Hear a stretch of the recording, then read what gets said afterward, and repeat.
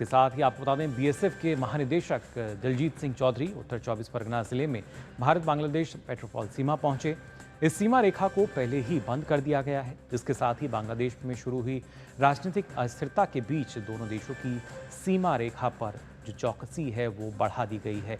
आपको बता दें कि भारत से बांग्लादेश गए सभी ट्रक चालक जो हैं उनको वापस बुला लिया गया था बीएसएफ द्वारा, और साथ ही साथ उनको जो सीमा है, पेट्रोपॉल सीमा है, उससे करीब 50 मीटर की दूरी पर रोका जा रहा है। कोई भी उससे आगे नहीं जा रहा है और साथ ही साथ बीएसएफ को फिलहाल हाई अलर्ट पर रखा गया है।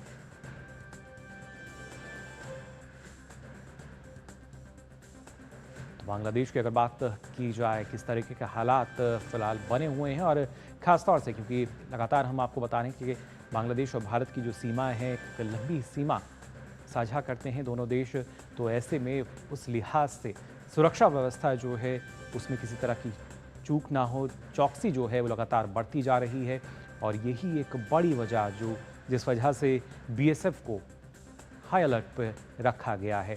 साथ ही एहतियातन तौर पे अगर बात की जाए तो जो ट्रक थे जो कि गए हुए थे उस तरफ उनको वापस बुलाया गया है, और अब किसी को भी इस बॉर्डर पे, क्योंकि पेट्रोपॉल बॉर्डर जो है उसको बंद किया गया है, करीब 500 मीटर पहले ही हर किसी को यहाँ रोक दिया गया है।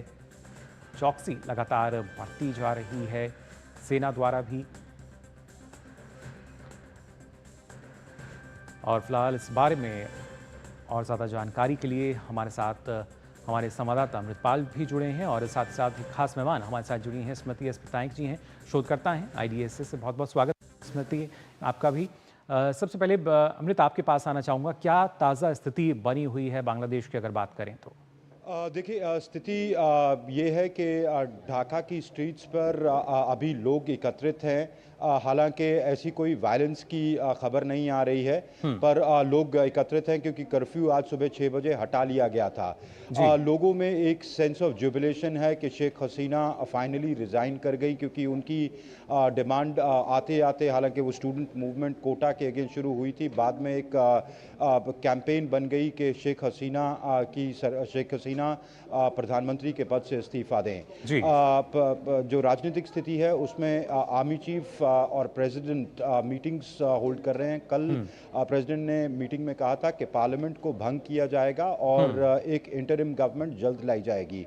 जी। तो आर्मी चीफ ने आज फिर अपील की है कि लोग शांति बनाए रखें और पेशेंट रहे। वो एक ट्रांजिशन गवर्नमेंट या एक इंटरिम गवर्नमेंट जल्द स्थापित करने की कोशिश कर रहे हैं।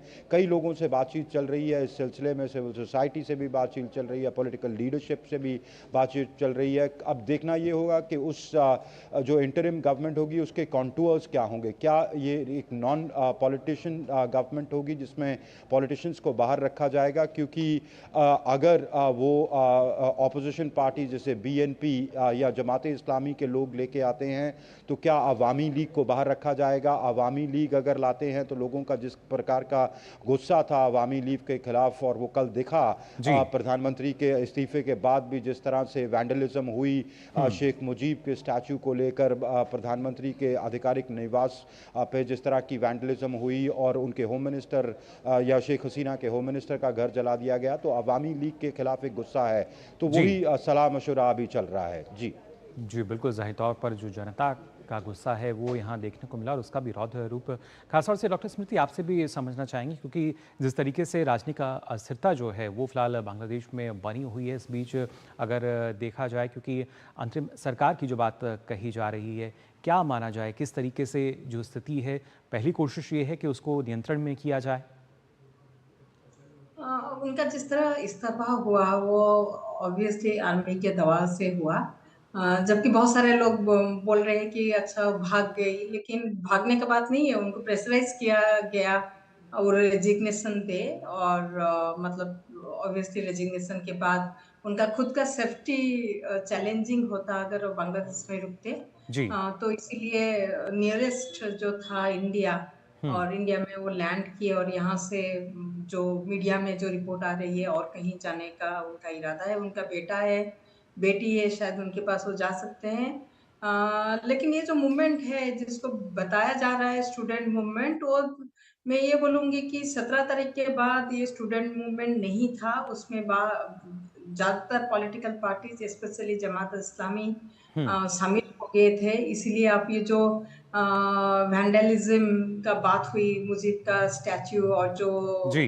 गौरव भवन में हुआ, हुँ, ये रिफ्लेक्शन है कि स्ट्रीट मतलब नॉट स्टूडेंट्स। हुँ, अब देखिए ये जो अभी तस्वीर दिखा रहे हैं उसमें तो आधा लोग मुझे स्टूडेंट जैसा नहीं दिख रहे हैं। जी। Mostly youth it became a youth movement जहाँ पे पॉलिटिकल पार्टीज़ का जितना यूथ थे वो लोग भी जॉइन किए जी, डॉक्टर स्मृति यानी जो प्रदर्शन था पहले उसमें ज़रूर छात्र हमें नज़र आ रहे थे। क्या मानना आपका कि उसके बाद इस प्रदर्शन का कहीं न कहीं राजनीतिकरण हुआ और उसी वजह से हालात इस तरह के नज़र आए?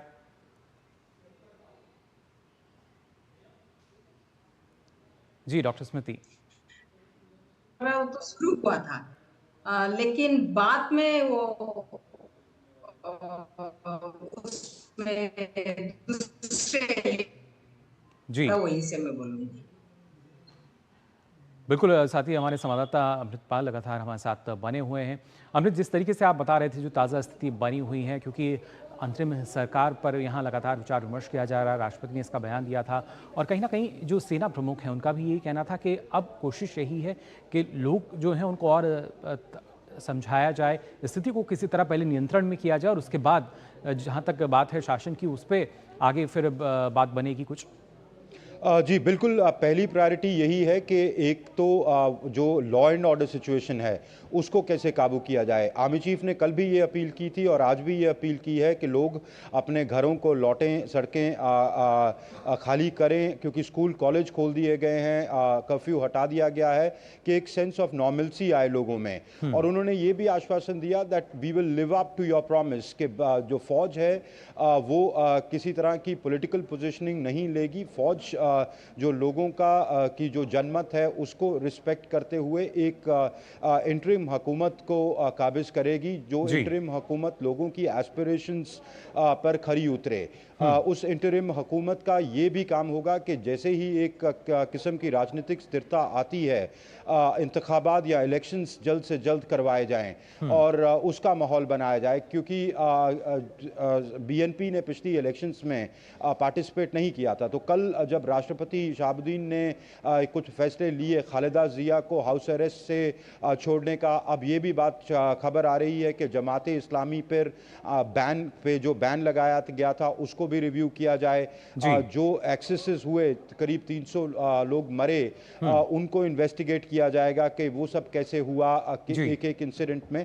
तो एक तरीके से मिलिट्री का जो पर्पस लग रहा है, एक तो कि लॉ एंड ऑर्डर रिस्टोर हो, दूसरी एक इंटरिम गवर्नमेंट आए और तीसरा जो लोगों का एक सेंटिमेंट है, लोगों का एक इमोशन है, उसको कैसे काबू करके या उसको कैसे नियंत्रण में लाकर इसको इस पूरी स्थिति को नॉर्मलसी की तरफ लेके जाया जाए।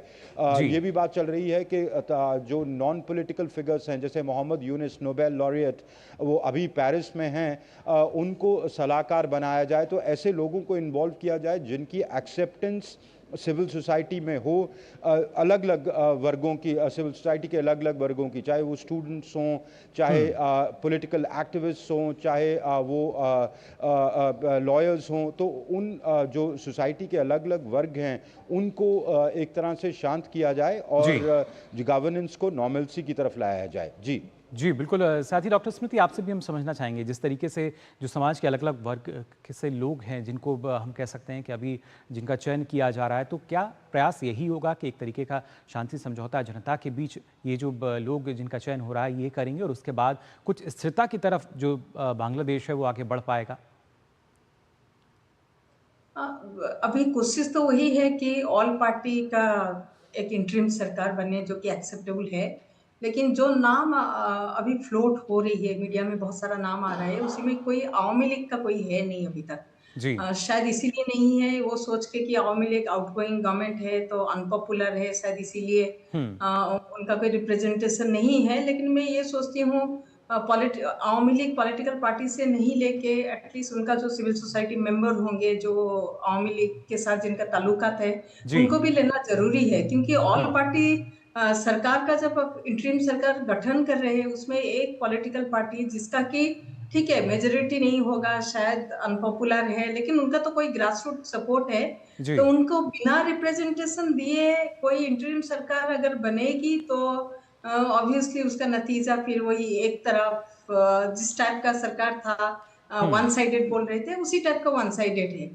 जी। अभी तक पूरा क्लियर नहीं है कि क्या रोड मैप है, इलेक्शन कब होगा, ये या जैसे पिछले बार जब हम देखे थे आर्मी का इंटरवेंशन था 2007-8 में, तब 2 साल लगा था इलेक्शन कराने के लिए। जी, बिल्कुल। अब और बहुत सारा तभी रिफॉर्म लाया गया था, -2 फार्मूला था। अभी एक्चुअली कैसा होगा, वही सेम टाइप का होगा या अलग टाइप का होगा, 2 साल लगेगा क्या हुँ।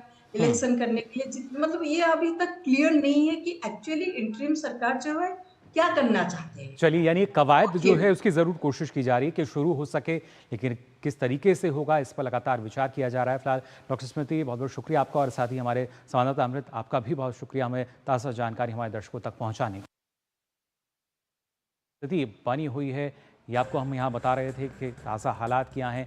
राजनीतिक अस्थिरता का दौर चल रहा है, लेकिन कवायद यही है कि जो स्थिति है वो शांतिपूर्ण जल्द से जल्द हो और इसके लिए अलग-अलग कदम जो हैं वो लगातार उठाए जा रहे हैं। फिलहाल मिड डे प्राइम में हम यहाँ रुक रहे हैं, एक और छोटे से ब्रेक के लिए जल्द हाजिर होते हैं।